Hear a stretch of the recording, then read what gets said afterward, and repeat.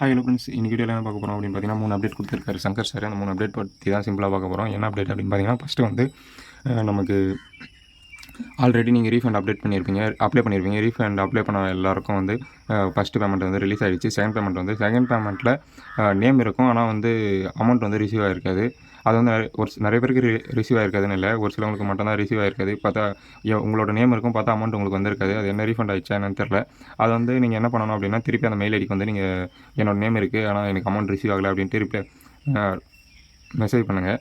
ஓகேவா? First update. Second update என்ன அப்படின்னு பார்த்தீங்கன்னா 6161 அந்த நம்பருக்கு வந்து ஓல்டு மெம்பர் 6161 வந்து மொபைல் நம்பர் இருக்கவங்க வந்து ப்ரொஃபைல் வந்து சேஞ்ச் பண்ணிக்கலாம். இதான் செகண்ட் அப்டேட்டு. எல்லாருமே அந்த மாதிரி 6161 மொபைல் நம்பர் இருக்க ஓல்டு நம்பர்ஸ் எல்லாருமே ப்ரொஃபைல் போய்ட்டு அப்டேட் பண்ணிக்கலாம். எல்லாருமே போய்ட்டு அப்டேட் பண்ணுங்கள். வேறு ஏதாச்சும் டவுட் அப்படின்னா நம்ம கமெண்ட் பாக்ஸில் வந்து கமெண்ட் பண்ணுங்கள். நெக்ஸ்ட் வந்து உங்கள் ஃப்ரெண்ட்ஸுக்கு இந்த வீடியோ ஷேர் பண்ணுங்கள், ஒரு லைக் பண்ணிவிடுங்க. மறக்காமல் ஒரு கிளிக் போட்டு விட்டுருங்க. தேர்ட் என்ன அப்டேட்னு பார்த்தீங்கன்னா, நம்ம டிடிஎஸ் இப்போ ரீஃபண்ட் கொடுக்குற எல்லாருக்குமே வந்து டிடிஎஸ் பிடிப்பாங்க. 20% பிடிக்கணும், ஆனால் இவங்க வந்து 18% தான் பிடிக்கிறாங்க.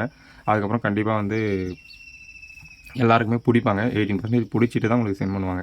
இதுதான் தேர்ட் அப்டேட். அதுக்கப்புறம் எல்லாருமே நோட்டீஸ் போர்டை ஃபாலோ பண்ணுங்கள்.